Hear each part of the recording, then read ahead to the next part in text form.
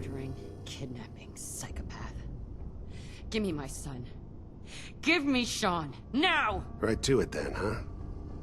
Okay. Fine. Your son, Sean.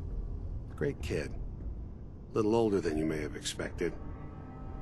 But I'm guessing you figured that out by now. But if you're hoping for a happy reunion, ain't gonna happen. Your boy's not here. God damn it, you mercenary motherfucker! Where is my son? What's the cliche? So close, but yet so far away?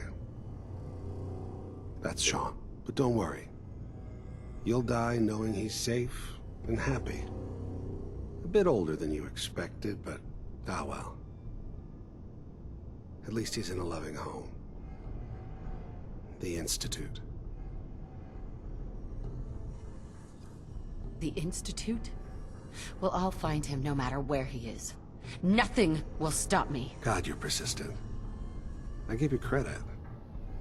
It's the way a parent should act. The way I'd be acting if I were in your place, I like to think. Even if it is useless. But I think we've been talking long enough. We both know how this has to end. So, you ready? You know I am, Kellogg.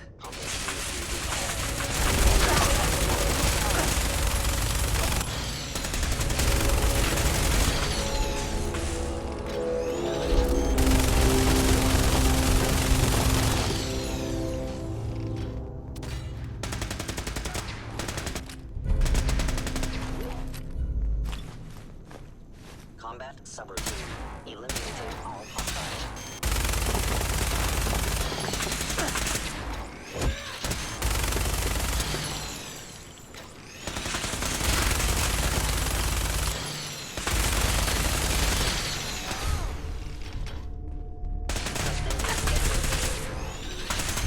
Victim of violence. Assessment. You must die. Unlock.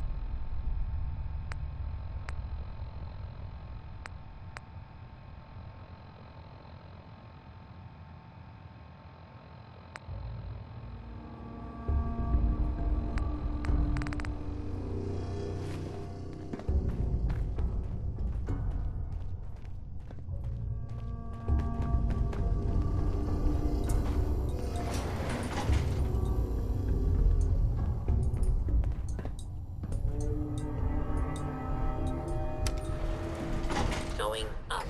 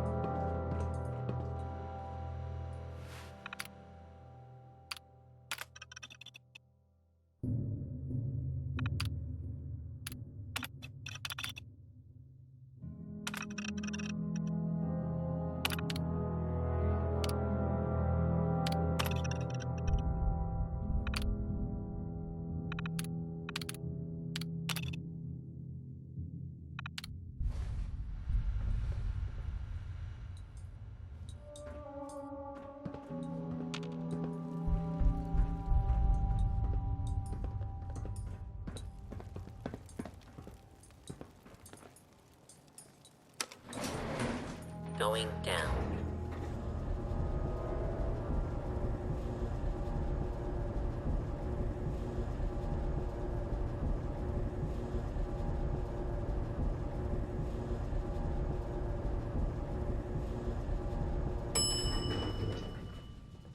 Command Center.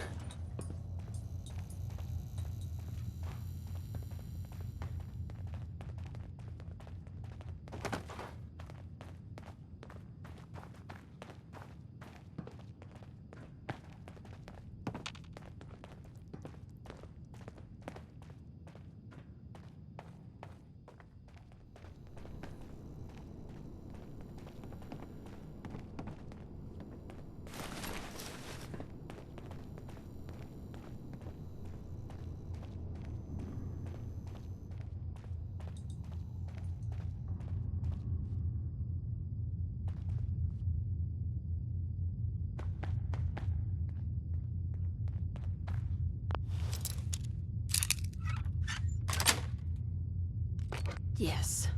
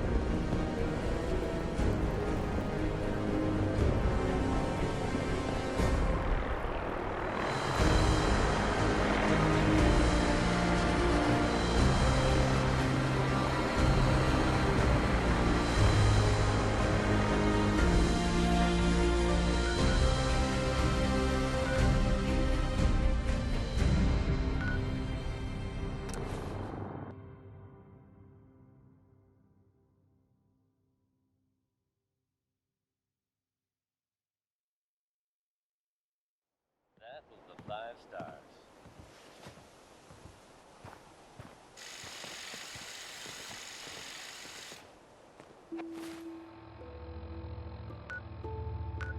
Hey folks, time for some news. Though, actually, this time it's more addressing some earth I'm sure many of you have heard tales of the Railroad, the group working the free sets who are trying to escape the Institute. While it's impossible to say for sure, they may, actually. Yeah. If so, makes sense that they're keeping a low profile. It's a dangerous idea and is met by some very mixed reactions around the Commonwealth. I guess if you are out there, good luck not getting caught. Based on this next song, I think it's safe to say that Betty Hutton had some complicated feelings about Ben. Here she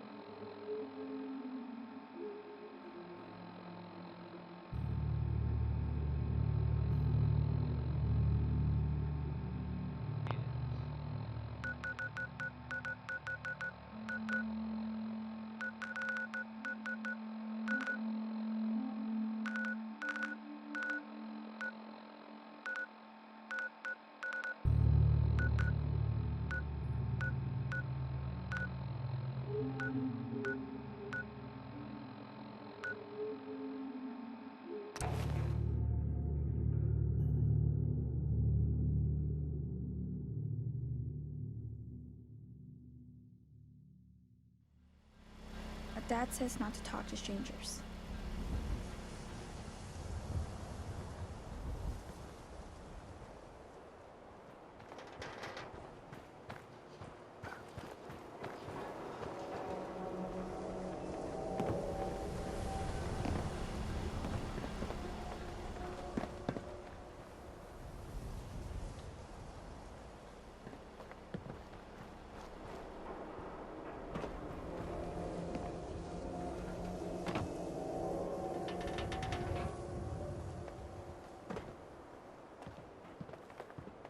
The Institute?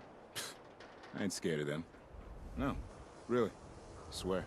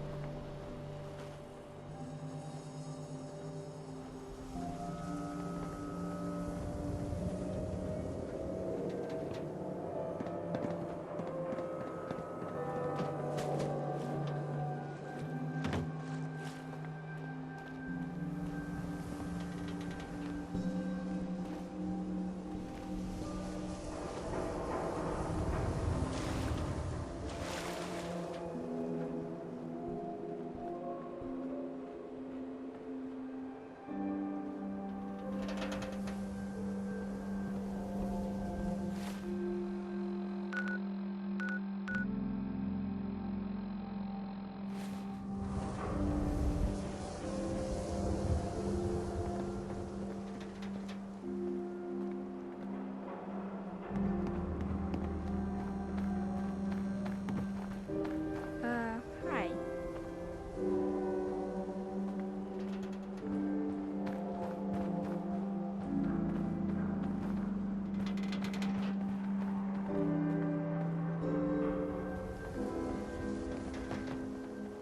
If you need a haircut, talk to John at the Super Salon.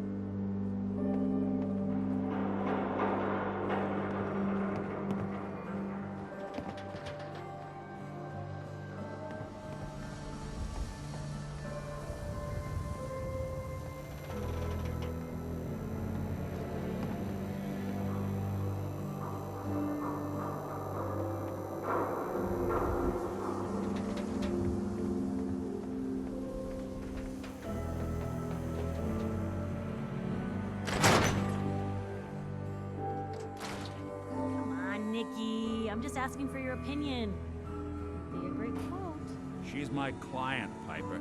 Why don't you learn not to snoop on a woman's private affairs? Well, well, speak of the devil. You're back. And not with your son. What happened? You were right, Nick. Kellogg took my baby. But that wasn't all. He was working with the Institute. He gave them Sean. The Institute? Oh, boy. I'm sorry, friend. Truly. That makes things considerably more complicated. He ain't kidding. Heck, Nick's a synth, and even he doesn't know how to get in. No synth does. Security protocols strip those memories out. I need to find a way. I've been investigating these creeps for over a year now. The Commonwealth's boogeyman. Feared and hated by everyone. True enough. Sometimes they snatch people in the middle of the night, and sometimes they leave old synths behind to remind us that they're out there, but to this day, there's one thing nobody really knows. Where the Institute actually is. Or how to get in. Exactly. But there's one person who has to know, right? The guy who just handed them Sean. Kellogg. Huh.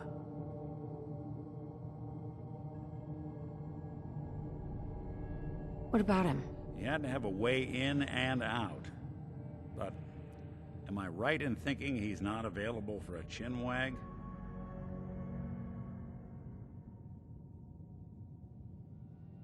He's dead, Nick. So, a murderer and a kidnapper gets his brains blown out by an avenging parent. Huh. Be a great ending if we didn't still have the biggest mystery in the Commonwealth to solve.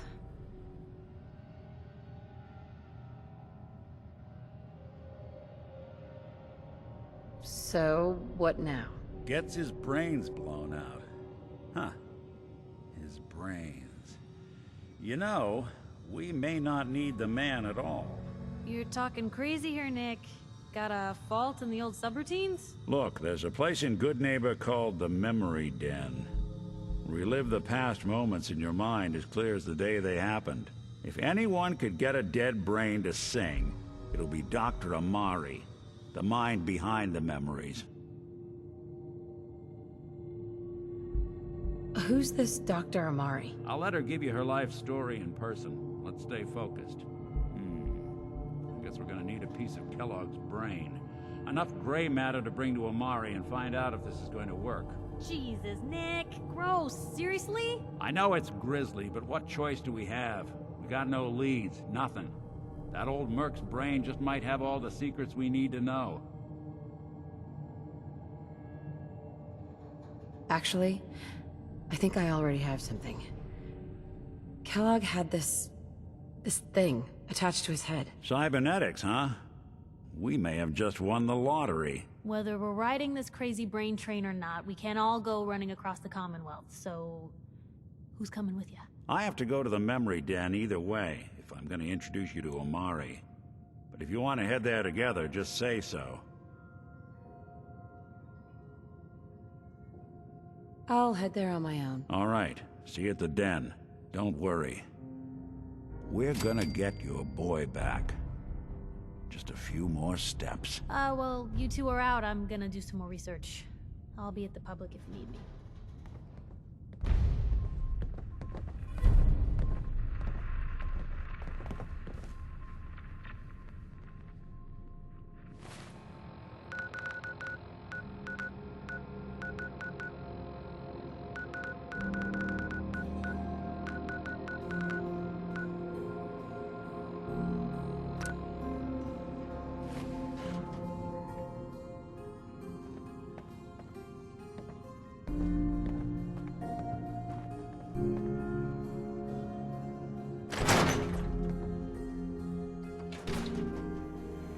Let me know if there's anything I can do to lighten the load.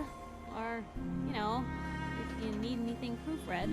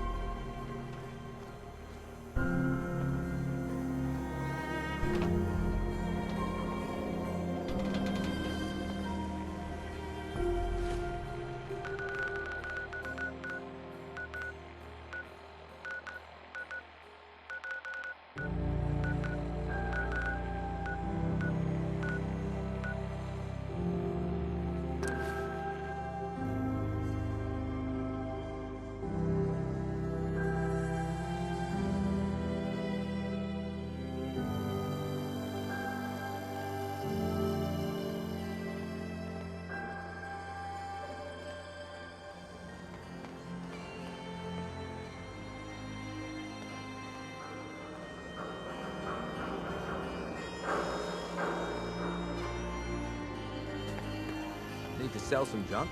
Maybe Daisy's discounts.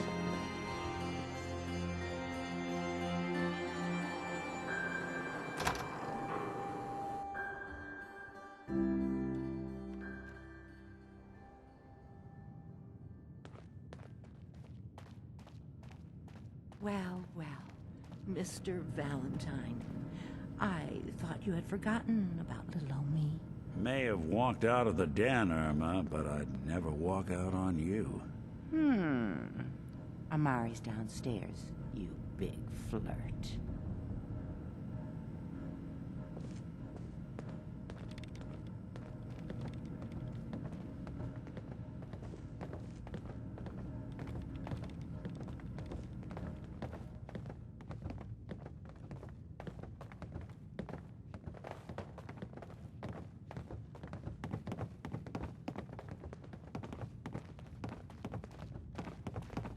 Dr. Amari? Yes? Wait. I remember you. The memory inducement. Vault 111, right? What's this all about? We need your help, Doctor. I need the memories from a man named Kellogg. But he's dead. I know it's asking for a miracle, Amari. But you've pulled off the impossible before. Are you two mad? Putting aside the fact that you're asking me to defile a corpse, you do realize that the memory simulators require intact, living brains to function. Please. Nick told me you're the only one who could make this work. This dead brain had inside knowledge of the Institute, Amari. The biggest scientific secret of the Commonwealth. You need this, and so do we. Fine. I'll take a look. But no guarantees. Do you have it with you? Here's what I could find. What's this? This isn't a brain. This is... Wait. That's the hippocampus. And this thing attached to it? A neural interface? Those circuits look awfully familiar. I'm not surprised. From what I've seen, all Institute technology has a similar architecture. Go on, Doctor. Mr. Valentine is an older generation synth.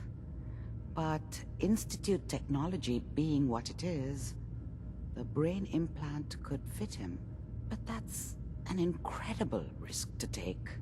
We're talking about wiring something to his brain. Don't worry about me, Amari. I'm well past the warranty date anyway. Hey, I appreciate this, Nick. You can thank me when we've found your son.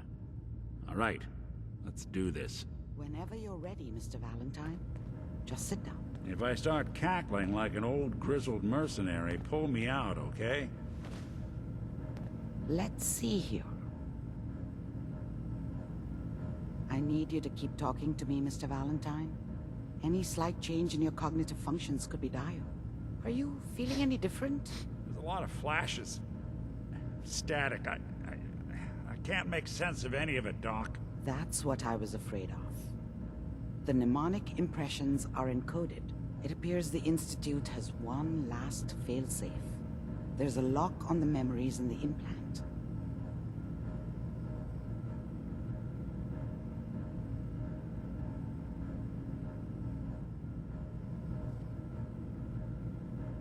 How do you lock memories? The implant is encoding all the mnemonic activity in the hippocampus.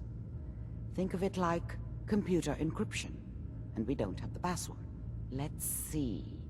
A single mind wouldn't be able to crack it. But what if we use two? We load both you and Mr. Valentine into the memory loungers. Run your cognitive functions in parallel. He'll act as a host, while your consciousness drives through whatever memories we can find.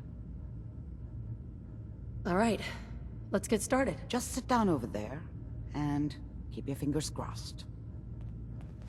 See you on the other side.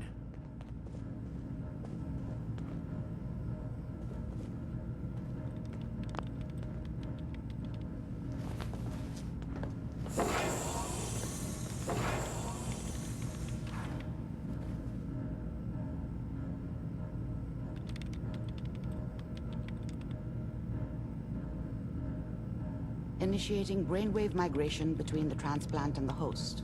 Mnemonic activity coming from the transplant. It's degenerated, but it's there. We're going to load you into the strongest memories we can find.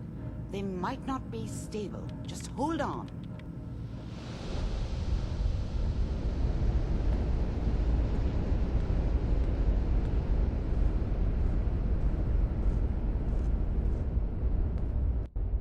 Can you hear me?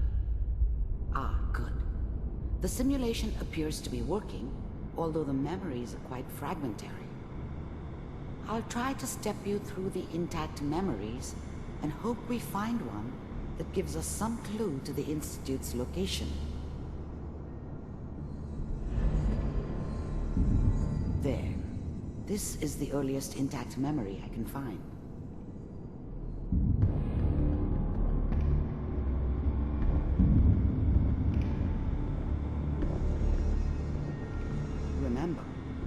experiencing these memories as Kellogg.